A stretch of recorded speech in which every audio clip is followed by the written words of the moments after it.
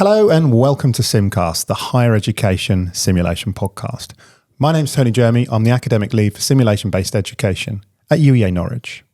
Hi everyone and welcome back to SimCast. My name's Lawrence Hill and I chair the simulation group in the School of Health Sciences at UEA Norwich. And in today's episode, this is the last of our top 5, which covers our site model. So today we are looking at the top 5 pieces of simulation equipment. So just a quick recap again in terms of rules of engagement. Neither of us have seen each other's top 5, so the reactions that we're going to get are genuine. Yep.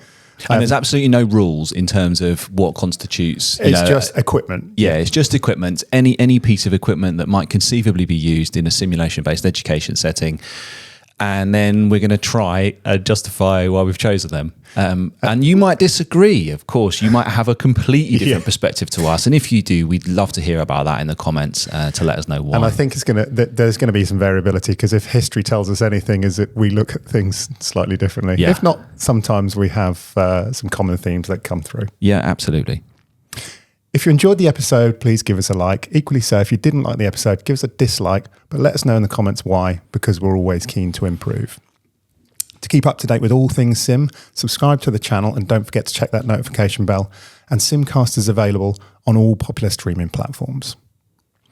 Right then, Tony, on with it. So should we start with number 5? Yeah. Yeah. Do you want to go first? Or do you want me to go first? Oh, yeah, thank you. I'll go first. Yeah, of course. Right. So I think if people that are listening to the podcast don't know, I'm a paramedic by background. So I felt like there was a need to have a bit of a nod to that on my 5th most important piece of equipment. Shameless self-professional plug. Okay. Self-professional plug, yeah, of course, and actually, but it's perhaps not the piece of simulation equipment that you might expect, because I am going for my 5th most favourite piece of simulation equipment is the bog standard CPR mannequin with a skill meter on it. Okay, a resus Annie. A resus Annie with a skill meter, one that gives you that real-time feedback. Okay, yeah, nice. And well, a lot of them have skill meters in now, and I think that is a great inclusion. The reason that I think it's so important is because what we know about cardiac arrest and survival to a good outcome is that the two things that make, as you well know, the biggest difference are effective chest compressions and early defibrillation. Yeah. And there is nothing like getting that real-time feedback on your CPR for massively improving the quality of the delivery of those chest compressions. And I think they're so important, and they're universal. Whether you're an ODP, a paramedic, a speech and language therapist, midwife, whatever your professional persuasion, we all should be able to do good basic life support. And with that 100% feedback, there's no excuse not to be able to do it. Okay. I like it. Nice and simple. Does what it says on the tin, but promotes high quality interaction with our learners. And we focus on like simulation based education a lot. We've talked about in situ simulation, and we've talked about moulage and lots of that kind of really jazzy stuff. But when it comes down to it, skills and simulation are kind of part of the same portfolio. Doing the basics well is absolutely essential. Yeah, I couldn't agree more. What about you? Where are you on number 5 then? So firstly, I haven't done a nod to my profession at all in my top 5, so I've thrown it under the bus. Okay, so number 5, and again, I think with all of the top 5s that we've done, I could have maybe changed a few of the orders around. Yeah.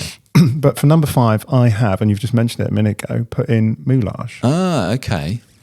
Because I think it's a nice thing to have, but I do think there's a lot of prep work involved with it, and to get it right, maybe a certain amount of skill as well. So there's definitely some training and education that needs to go and be in place if you're going to do it well. Yeah. But I think it's a great addition to the visual impact of simulation-based education. Yeah, I mean, as we saw on our Halloween special, Barbara and Olaf came in and talked about that, and very quickly you can increase the depth of the simulation, the immersion, the authenticity in a few minutes. Yeah, and where you've kind of said that, there's a real value in making sure that the quality of the output from the learner is important, and I completely agree with that.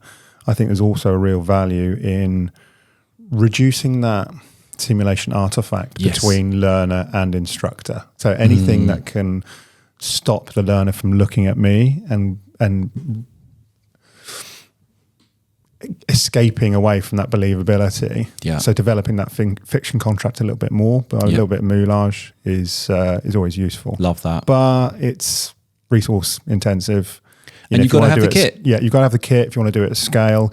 We've got a moulage kit that we have bought through a proper company, but because we've only got one kit, whenever you try and do things at scale, it's straight away a bottleneck. Yeah. So the prep time is significant. Yeah. So okay, I think that's a great addition at number 5 there. I wish I'd included moulage because I think you're right. I think what we it's really powerful on the psychological engagement element of simulation based education. Nice. But I guess the take home message from both of our 5s are it depends on what your need is, what you're trying to achieve from your simulation. Yeah, will depend on what piece of equipment you want. Exactly. Yeah, fair enough. And that leads me quite nicely onto my number 4. Go on then. So my number 4, and it is a bit of a cop-out really, because it's a bit generalistic. So I'm going to put simulation mannequin asterisk, because the asterisk is you just need the one that meets your needs.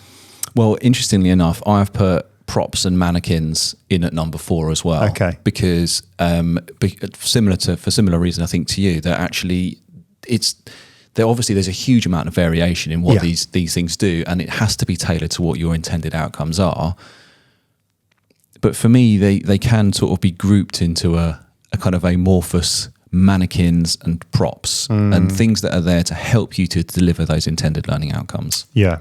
I think for me, importantly, I always have this thought of all of those high technology mannequins that sit in cupboards and don't get used properly or to anywhere near their full potential and capacity. And I think, as we've discussed in a previous episode when we looked at the commercial side of simulation, that's being recognised as an issue, and there are strategies and techniques to try and reduce that from happening.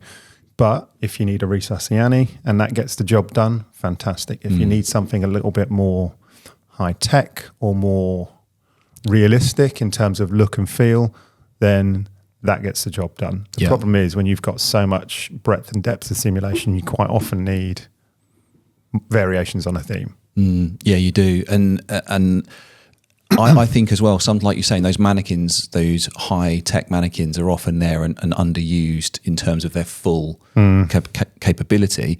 I think one of the other things for me is that they often sit there as a prop.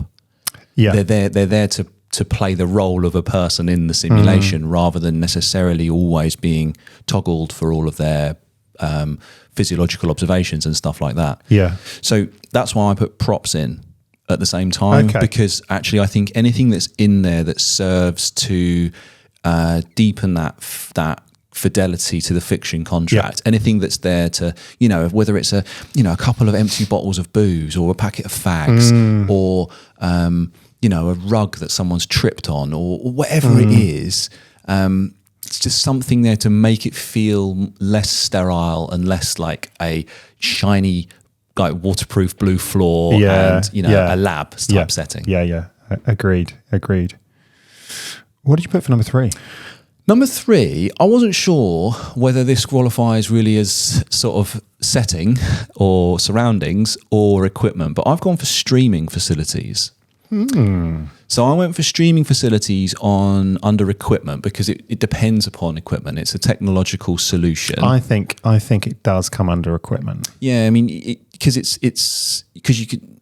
So the reason I put it, the reason I put it is that I think what we're seeing more and more, particularly in higher education, is not just the need to do simulation at scale with larger learner groups, but actually a recognition that the observing learners are getting a learning experience that they can't get through directly engaging in that simulation. And being able to share that learning experience with maybe a participant an observing learner group of 10, maybe 20, maybe more. Yeah. Maybe 200, in a lecture theatre, for example. That technology, that equipment really, I think, starts to make the simulation-based learning experience more widely accessible, cheaper for organisations to coordinate. Yeah. But also it just changes the game in terms of, the number of learners involved in any given sim. Yeah, I agree with you. It gives you options, doesn't it? I did sim last week with my IDP students, and it was some simulation. It was kind of a workshop with some simulations kind of attached to it as well. And interestingly, I had a room set up remotely, which we could stream to, but the learners wanted to stay in the simulation room because I think they were a little bit... They lacked the confidence in the skills, and actually what they wanted to do was rally together in the room to help and support each other. Yeah. But it gave me options. Yeah. And so it was interesting to see that actually. And I gave them the option, what do you want to do? Do you want to watch remotely? Because I don't want people to be put off in the actual simulation event, or do you want to stay in the room and have? But it was nice to have those options. Yeah, and without that technology, you don't. Without you don't have the option, and also what it offers is the opportunity for live discussion and debate about what's happening, which you can't do if you're observing live in the room. So I quite like that, because the first time I started facilitating simulation through stream, I was in the room watching the screen with everyone else, and they started talking, and I was a bit like, "Oh, guys, just listen and watch." And I was like, "No, what am I doing?" You're just stopping that what idiot observer conversation. Like, they are learning by engaging in that remotely. But you weren't an idiot because you were learning how it works. Yeah, true that. I was. I mean, you are an idiot, but just in other ways.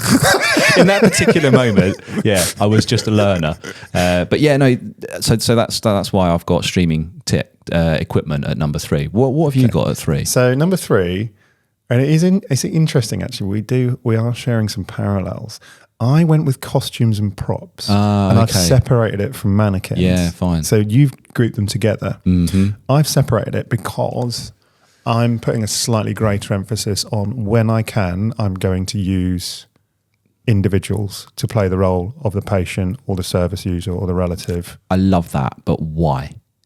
Why? Yeah, why? Why in the greater salience for the human in the simulation? It's a rhetorical question. I know. I think I know the answer. I know.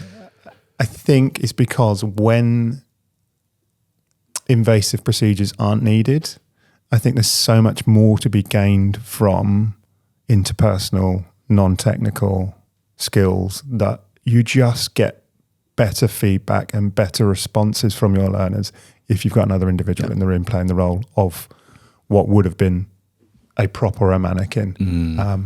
Obviously,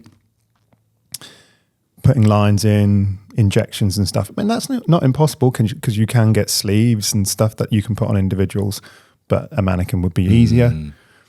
But I'm still, even when you talk through a mannequin, I'm still to get that authentic communication skill. 100%. It's always seen as a bit of a joke and a laugh, you know, when the mannequin all of a sudden coughs and splutters. Yeah. So there's just that lack of fidelity there to the fiction contract, especially when on the equipment that we're currently using, all of that comes out in an Aussie accent as well. It's amazing. So yeah, it doesn't always work. We need a Norfolk override. So yeah, if you're watching commercial companies, being able to just put in a bit of dialect, a dialect like patch would be great. But so I did a simulation with some physiotherapy students there a couple of weeks ago, and I ran the same sim 4 or 5 times, and each time after the debrief there was a new group coming in. I asked the previous group what accent I should do for the next group, and just a little thing like that, but it changed it up. And yes, it was still a little bit of fun when the accent came out, but actually it just made that simulation a little bit more dynamic and believable. And I think that is another huge benefit of the use of props, is that actually the learners will get quite used to having, you or me or another member of, or you as a faculty member, and just by putting on like a I don't know, hospital a hoodie or a hospital gown or something that you wouldn't normally wear, maybe a wig, maybe a pair of glasses or whatever it is, it just changes it enough for it to be to introduce that element of fun, but also that, I'm going to engage with it, because it's not, this isn't Lawrence the paramedic science lecturer. This is whatever character he's playing today. The street ute. Yeah, exactly. Yeah. But also interacting with the mannequins. So for example, taking those god awful shell suits off them Oh, and putting them yeah. into a hospital gown. I always tell my students that if you ever see someone with a shell suit, that is a do not resuscitate order right there, because it shouldn't go forward with it. What we should do is we should get them, and I don't think they'd fit you, but we could maybe wear it to the Resus Council conference next year. That would be fun. Yeah. Or ASPE. If ASPE, if you're yeah. going to go to the ASPE conference, go in a Lairdale shell suit. I think there would be huge props for anyone that did that. Amazing. Okay, great. So I can totally understand why you've separated out mannequins from props and costume. I think that's a really good shout. But like you say, props, a wine boss. I mean, we have to be careful not to stereotype too much with our props and our costumes. But I do think there's an element of fidelity to the fiction contract. There's also an element of play a little bit there as well. And anything which is inexpensive but can enhance that is always welcomed in my mind. Totally agree. So then, final two, top two. So for number two, I've gone for chairs. You've gone for chairs. Chairs, because I think that creating a separate area and sitting down for a debrief is fundamental to a good learning experience in simulation. So chairs are there to represent the equipment that you need in order to facilitate an effective debrief. So confession time. Have you ever done sim where you haven't done that? Yeah, loads. Loads. When you're constrained by time, we mentioned the Resus Council course, when you're constrained on in terms of time for that. The sim I did the other day with everyone in the room, I debriefed in the same environment, and I was actively thinking I need to move people away, but time constraints just meant that we had a conversation as we were packing up. Yeah. So what I really try and do when I'm setting up, so if I've got my room for sim for the day, I'll be like, right, where are my chairs going? I'll make them as a separate area to where the simulation is going to be happening, and I'll deliberately have it in a circular format, and just so that we can overtly transition from simulation to debrief. This part of the simulation has ended. The debrief is now beginning. Yeah, because it should represent a shift in terms of outlook and of feel, and that's why I think chairs are really important equipment in simulation delivery. Speaking of chairs, at our recent live episode at the Anaesthetic Associates conference. Oh yeah. We sat in some lovely chairs, Maybe we need to some of those. Upgrade these chairs as they're so important. The wingback leather chair. Maybe not wingback leather, but maybe something a little bit nicer. Something that's a little bit less creaky than this one. No, granted. I wasn't going to say anything. Number two, where did you go? I went for a bit of equipment that is sat right next to me. Oh. That's the simulation clipboard. Very good. And I'm guessing that might appear somewhere on your list. It does. So it's your number one. The simulation, the clipboard, the clipboard for me is the number one most important piece of equipment in any given simulation.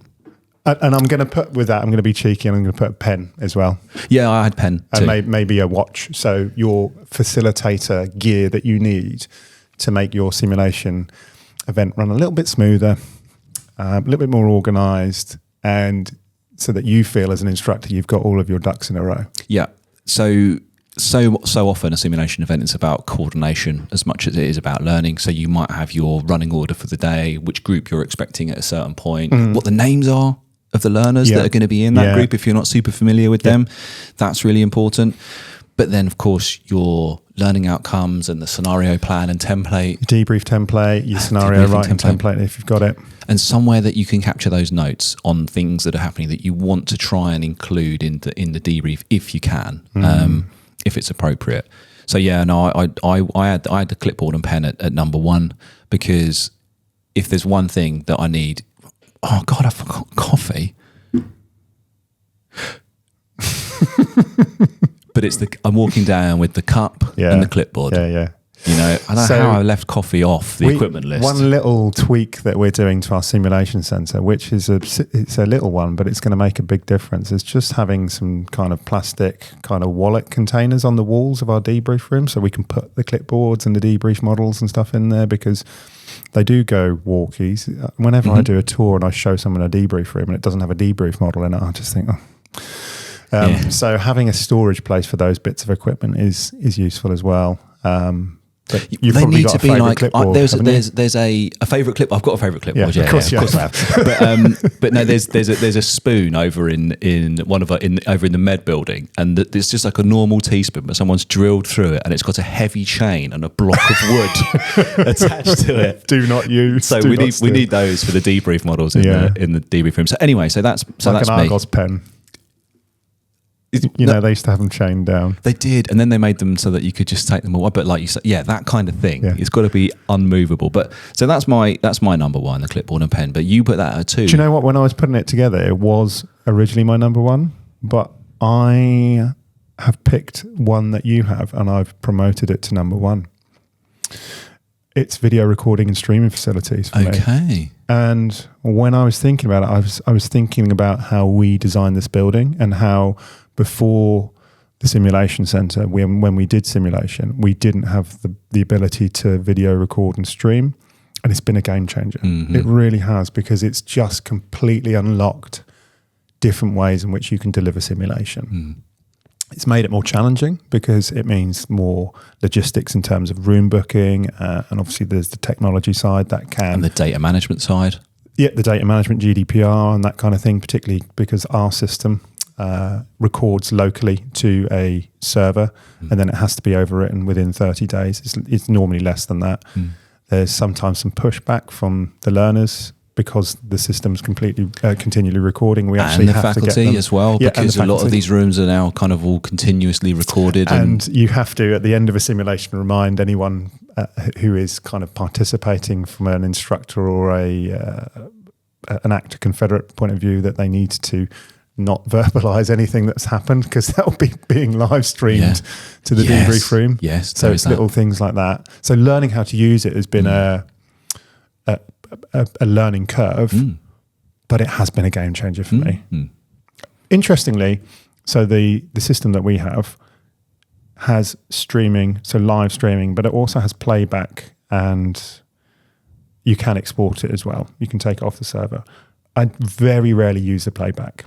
I normally just encourage a reflective conversation in debriefing. Yep. But having that facility there in case we need to do it. We've also done a lot of scenario filming, which we've then created as educational videos as well. Yep. And that's been fantastic. So it's been a game changer for me. Yeah, I tried to use the stream for debrief a couple of times, and I just found that it just totally interrupted the flow of the conversation, and it actually made it ruined it. The experience. The only way I can really see it being beneficial in that respect, with our learner groups anyway, is to clarify the facts. But I've not been in a situation where I've needed it. No.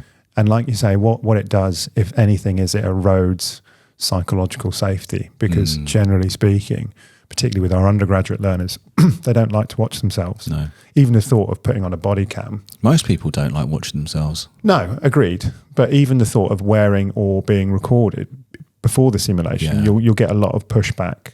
Interestingly, a lot of those individuals forget when they're actually in the simulation. Hopefully that's testament to a well-organised and believable simulation scenario. But yeah, it's been a game changer for me. Amazing. Well, there's our top 5s then. Some quite, like you say, some shared ground there, a couple of other bits and pieces to sit out. Different order and perhaps a rationale for that. But yeah, interesting. Great. Well, we'd love to hear from you about anything that you think is glaringly missing from either of these top 5s, apart from the coffee, which is obviously essential. But yeah, thank you very much for listening into this episode of SimCast. We hope you enjoyed it, and we look forward to seeing you on the next one. Thanks, everyone. Bye-bye.